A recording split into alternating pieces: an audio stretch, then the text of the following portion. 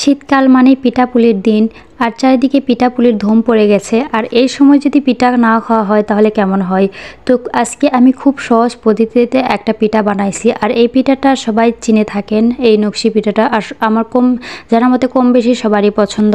তো এই পিঠাটার সহজ রেসিপিটা আমি আপনাদের সাথে শেয়ার করব, আর শিখতে হলে ফুল ভিডিওটা দেখবেন। আমি প্রথমে চাউলের আটাটা আমি ভালোভাবে সিদ্ধ করে নিয়েছি এবং এভাবে ড্র তৈরি করে তার মধ্যে এরকম পছন্দ মতো ডিজাইন নিয়েছি। আর আমার কাছে তো কোনো কাটাও ছিল না আর কোনো ফর্মাও ছিল না, যার কারণে আমি একটা খিলালের সাহায্যে ফুল করে নিচ্ছি। আর এবং কয়েলের যেই স্ট্যান্ডটা থাকে সেই কয়েলের স্ট্যান্ডটা বাঁকা করে নিয়ে এরকম স্ট্যান্ড তৈরি করে এরকম ফুল করে নিচ্ছি।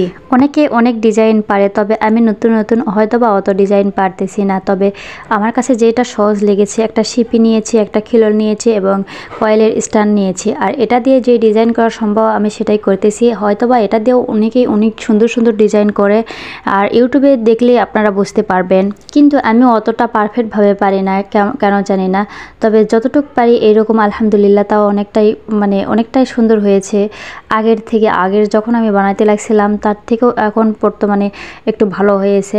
তো সহজভাবে রেসিপি করে সহজ করে পিঠা খাওয়ার মজাই আলাদা। আর আমার হাতে সময় কম ছিল, যার কারণে এত সহজভাবে বানাইছি।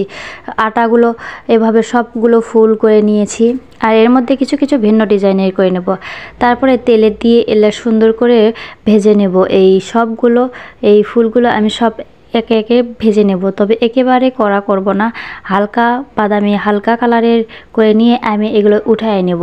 কারণ এগুলো আরেক ভাজা আমি দেব, কারণ এক ভাজা দিলে লেস্টে যায়, আপনি মচমচে থাকবে না, যার কারণে আমাকে আবারও ভাজায় দিতে হবে। তাই অল্প করে ভেজে নিলাম। তো আমার ভাজাটা মোটামুটি শেষ হয়ে গেছে।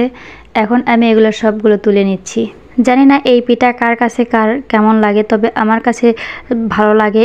যতটা আমাকে স্বাদে ভালো লাগে তার থেকে দ্বিগুণ আমার দেখতে সুন্দর লাগে। এই ফুলগুলো জাস্ট অসাধারণ লাগে আমার কাছে। এবং একটু পরে আমার তো একটু জলদি খাওয়ার তাড়া ছিল, যে আমি কখন খাবো আমার রাতে ঘুমই ধরতেছিল না। তাই একটু ভাজার পরে যখন এগুলো পিঠে ঠান্ডা হয়ে গেছে, পরে আবারও ভাজা দিয়েছি। ভাজা দিয়ে মচমচে করে একবারে সরাসরি আমি শিরাতে ডুবাই দিয়েছি। আর এভাবে গরম গরম শিরাতে ডুবাই দিলে তাহলে শিরা চুষে নেয়। গরম গরম শিরাতে ডুবে দিলে শিরাগুলো পিঠার মধ্যে বসে যায়। তাই গরম গরম থাকা অবস্থায় পিঠা শিরাতে বসানো উচিত। আর দেখুন বসানোর পরে এরকম হয়েছে, কেমন লাগতেছে দেখেই লোভ পড়তেছে যে এখন এই সবগুলো খেয়ে ফেলি, কিন্তু এখনও পিঠাটা অনেক গরম ছিল। আর আমার ফুল ভিডিওটা দেখার জন্য সবাইকে অসংখ্য ধন্যবাদ। এভাবে সবাই পাশে থাকবেন। আল্লাহ হাফেজ, টাটা, বাই বাই।